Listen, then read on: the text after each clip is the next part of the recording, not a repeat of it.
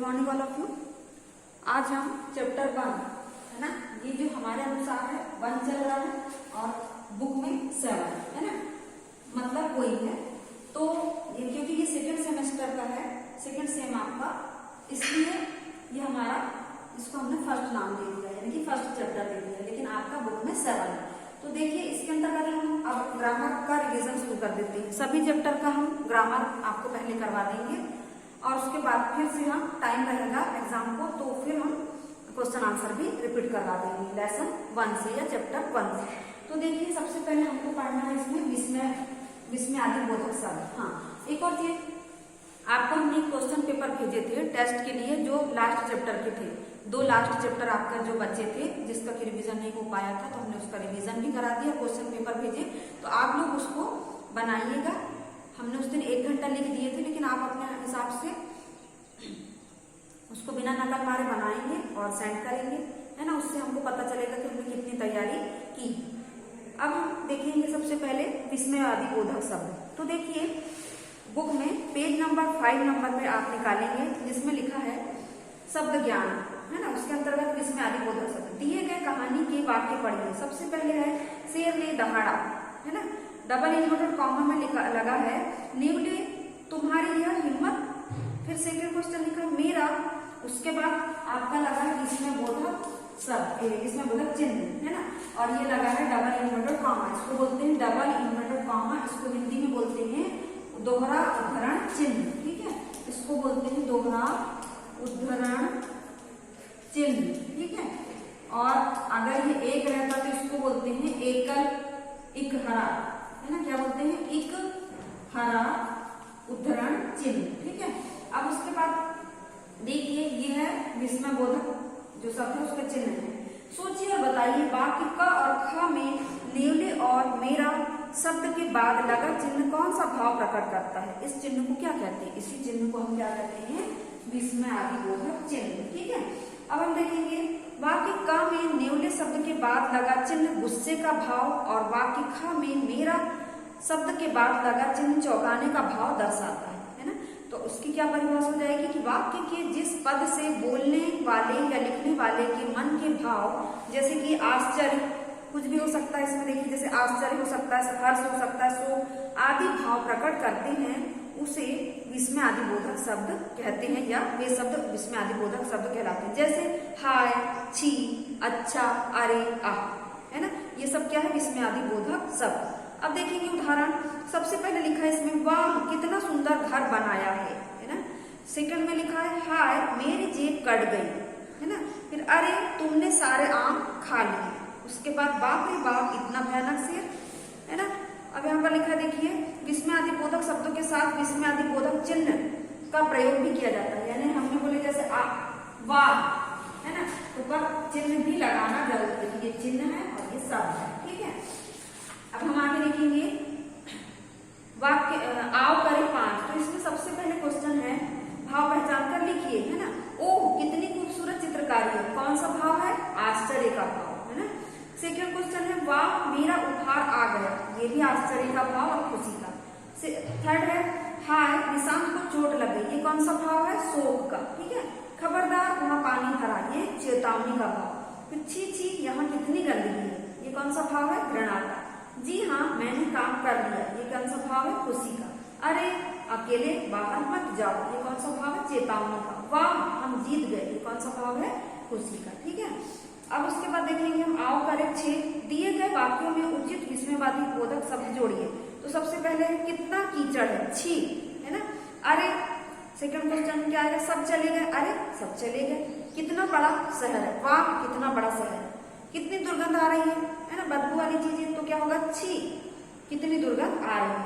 फिर इसी प्रकार उन्नति करते रहो, तो शाबाश, इसी प्रकार उन्नति करते रहो। उसके बाद है ये चाय बहुत गर्म है, तो क्या होगा, उफ यह चाय बहुत गर्म है। फिर यहाँ बैठने की जगह ही नहीं है, तो अरे यहाँ बैठने की जगह ही नहीं है। ये जो आपके बॉक्स में सेंटेंस दिए थे, शब्द दिए हैं, उन्हीं से आपको इसमें भरना है, ठीक है। इसकी प्रैक्टिस करते जाएंगे तो आपसे बनते जाएगा। अब हम मेरी बारी 1 के अंतर्गत आपको बता देते हैं, जिसमें मेरी बारी 1 में दिया दिए गए वाक्यों में उचित स्थान पर विस्मय आदि बोधक चिन्ह लगाइए। तो सबसे पहले हाय हाय बहुत दर्द हो रहा है, तो हाय हाय के बाद क्या लगेगा, विस्मयबोधक चिन्ह। उसके बाद सेकंड क्वेश्चन है, बाकी सेंटेंस वही रहेगा। आह उसका पैर टूट गया, तो आह के बाद है ना, ए बच्चे, यहाँ शोर मत कर, ए बच्चे के बाद विस्मयबोधक चिन्ह। छी कितनी गंदी है, क्या किसके बाद लगेगा, छी के बाद। हे राम तुम बड़ों को अपशब्द बोलते, तो हे राम के बाद विस्मयबोधक चिन्ह। अच्छा मैं तुम्हारे जन्मदिन पर जरूर आऊंगा, तो अच्छा के बाद विस्मयबोधक चिन्ह। फिर वाह आज टीम ने कितना अच्छा मैच खेला, वाह के बाद विस्मयबोधक चिन्ह। ओ तो तुम्हारे घर में चोरी हो गई, तो ओ के बाद विस्मयबोधक चिन्ह। सुनो अब यहाँ मत आना, तो सुनो के बाद विस्मयबोधक चिन्ह। अब यहाँ पर दिए गए विस्मय आदि बोधक अवयव का वाक्यों में प्रयोग कीजिए, है ना। तो इसको आप कर सकते हैं, इसका वाक्य बना सकते हैं, है ना। जैसे कि आहा देखते पापा सबके लिए उपहार लेकर आए, है ना। धत है तो यह खिलौना टूटा हुआ है। अच्छा तो चित्र तुमने बनाया। फिर बाप रे बाप ये चित्र बहुत बड़ा है। फिर अरे राम आराम से चलो। फिर खबरदार जो तुम आगे भागे, है ना। शाबाश तुम सबकी बात मानते हो।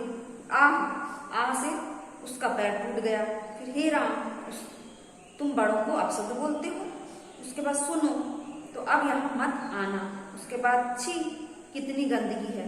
हाय है ना, मेरी जेब कट गई। वाह आज टीम ने कितना अच्छा मैच खेला। हाय है ना, हाय बहुत दर्द हो रहा है। ए बच्चे यहाँ शोर मत करो। फिर उफ यह चाय बहुत गर्म है। उसके बाद हम देखेंगे मेरी बारी 3, इसमें दिए गए वाक्यों में उपयुक्त कारक चिन्ह है ना। तो इतना ये विस्मयबोधक हो गया। अब हम क्या पढ़ेंगे, कारक चिन्ह पढ़ लेते हैं। अब हम पढ़ेंगे कारक चिन्ह, ठीक है। इसको भी हमने पढ़ा दिए थे, इसको आपको एक बार रिवाइज कर देते हैं। क्या पढ़ेंगे हम, कारक चिन्ह, ठीक है। कारक चिन्ह है ना। तो अब यहाँ पर देखिए पेज नंबर 6, उसमें देखिए पढ़िए और समझिए। शेर अपनी मांद में आराम कर रहा था। उपयुक्त वाक्य में आया रंगीन शब्द में संज्ञा शेर और क्रिया आराम कर रहा था के बीच संबंध को प्रकट कर रहा है। संज्ञा और क्रिया के बीच संबंध प्रकट करने वाले शब्द को कारक चिन्ह कहते हैं। कारक चिन्ह को विभक्ति चिन्ह अथवा परसर्ग भी कहा जाता है। क्या बोला जाता है, विभक्ति चिन्ह और परसर्ग। अब यहाँ पर हम परिभाषा बताएंगे आपको। संज्ञा या स्वनाम के जिस रूप से उसका संबंध वाक्य की क्रिया से जाना जाए, है ना, उसे क्या कहते हैं, कारक कहते हैं। किसके बीच संबंध, संज्ञा या स्वनाम के जिस रूप का संबंध उसके वाक्य की क्रिया से बताया जाए, तो वो क्या कहलाता है, कारक। जैसे कि अब इसकी विभक्ति चिन्ह आपको याद करना पड़ेगा, है ना। कर्ता ने कर्म को करण से, संप्रदान के लिए अपादान से, संबंध काके की अधिकरण में पर, संबंध में अकाके की रारेरी अधिकरण में पर, संबोधन हे अरे, ठीक है। अब जैसे यहाँ पर कर्ता कारक है सबसे पहले, तो संज्ञा या स्वनाम के जिस रूप से कार्य करने वाले का बोध हो, यानी कि कर्ता कौन कहलाता है, जैसे कोई नाम वगैरह हो तो उसे कर्ता कारक कहते हैं। जैसे मीना ने खाना बनाया, है ना। उपयुक्त वाक्य में मीना ने खाना बनाने का काम किया, तब मीना ने क्या होगा, कर्ता ने, ठीक है। फिर सेकंड है कर्म कारक। संज्ञा या स्वनाम द्वारा की गई क्रिया का फल जिस पर पड़ता है उसे कर्म कहते हैं। जैसे दादी बच्चों को कहानी सुना रही, तो दादी क्या कहलाएगी, कर्ता। अब यहाँ पर हमको कर्ता नहीं जानना है, क्या जानना है, कर्म। तो बच्चों को ये क्या होगा, कर्म। तो बच्चों पर प्रभाव पड़ने के कारण क्या होगा, कर्ता ने कर्म को, है ना, कर्म को मतलब बच्चों को। फिर करण कारक। कर्ता जिस साधन या माध्यम से कार्य करता है वह साधन या माध्यम क्या कहलाता है, करण कारक। जैसे अविनाश अपने दोस्तों के साथ गाड़ी से करनाल जा रहा है, तो यहाँ पर क्या है, करण से और के द्वारा, तो गाड़ी से क्या आएगा, करण कारक। फिर संप्रदान कारक।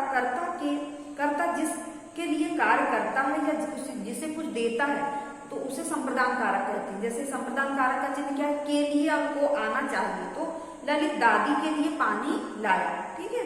तो के लिए और को ये दोनों शब्द आएंगे। उसके बाद हम देखेंगे आगे अपादान। संज्ञा सर्वनाम के जिस रूप से अलग होने या डरने, तुलना करने का भाव प्रकट। क्या क्या चीज इसमें, अलग होने का भाव, अपादान यानी अलग करने का भाव, डरने का भाव, तुलना करने का भाव होता है, तो वो अपादान कारक कहलाता है। जैसे कि राजेश विजय से अधिक शक्तिशाली, क्या की गई यहाँ पर, तुलना, तो अपादान से।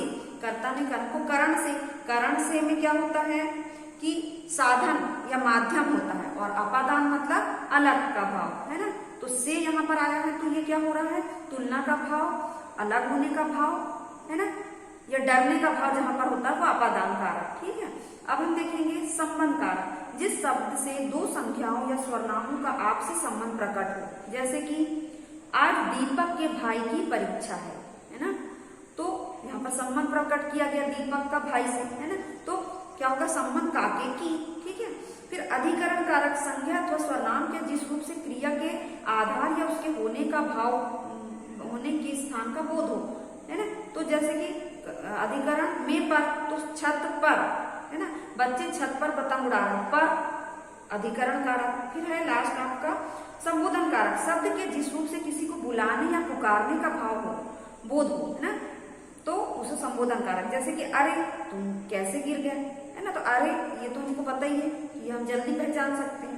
अब हम कुछ क्वेश्चन कर लेते हैं। करण कारक और अपादान कारक में अंतर, अभी हमने बताए थे कि जैसे कि करण कारक और अपादान कारक दोनों का विभक्ति चिन्ह से है, तो हम यहाँ पर कंफ्यूज हो सकते हैं, इसलिए इसको अच्छे से समझ लेंगे। जैसे फर्स्ट इसमें लिखा आकाश पेंसिल से, किससे लिखता है, पेंसिल से, तो कौन सा कारक होगा, करण कारक। और नाना नानी गांव से आ रहे हैं, मतलब गांव से क्या हो रहे हैं, वो अलग हो रहे हैं, है ना, अपने गांव से कहाँ हो रहे हैं, अलग हो रहे हैं, तो अलग होने का भाव अपादान कारक, तो यहाँ पर वो क्या होगा, अपादान कारक। अब यहाँ पर देखिए आओ कर साफ हम करते हैं। सबसे पहला क्वेश्चन इसमें, वृक्ष से फल गिरा, कौन संबंध कारक है, गलत, है ना, अलग होने का भाव अपादान होगा।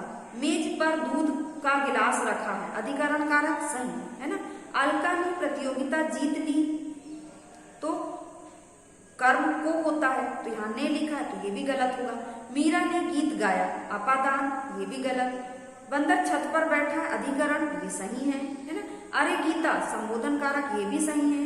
रंजित गेंद से खेल रहा है, अपादान कारक, ये गलत है, खेलना, है ना, तो क्या होगा, कर्ता ने कर्म को करण से होगा यहाँ पर। अब हम देखेंगे आओ करें 8। सबसे पहला क्वेश्चन इसमें, अंजू ने घर साफ किया, कौन सा कारक, कर्ता कारक। बच्चा खिलौने से खेल रहा है, करण कारक। मीना ने साक्षी को पत्र लिखा, कर्म कारक। रवि सांप से डर गया, डरने का भाव, तुलना का भाव, अलग होने का भाव, अपादान कारक। ठीक है, यह पूजा का घर है, संबंध कारक। कमला घर में छिपी है, अधिकरण कारक। घड़े पर कौवा बैठा है, अधिकरण कारक। कबूतर पेड़ से उड़ गया, अलग होने का भाव, अपादान कारक। बढ़ाई आरी से लकड़ी काटता है, करण कारक। अरे सूरज संबोधन कारक। ठीक है, अब हम देखेंगे आओ करें 9। ठीक है, इसमें देखिए दिए गए वाक्यों का उचित कारक से मिलान कीजिए। तो सबसे पहले है सोहन बस से, करण कारक। माँ बच्चे के लिए संप्रदाय, है ना, विनोद सभी बच्चों को, तो ये होगा कर्म। फिर अरे यह किताब, यह किसकी किताब है, तो संबोधन। कल बबीता की, संबंध कारक, है ना। हे राजन संबोधन कारक। विजय आकाश से छोटा है, तुलना का भाव हो रहा है, तो कौन सा, अपादान। यह सोहन का घर है, संबंध कारक। ठीक है, अब हम मेरी बारी से कुछ क्वेश्चन कर लेते हैं यहाँ पर।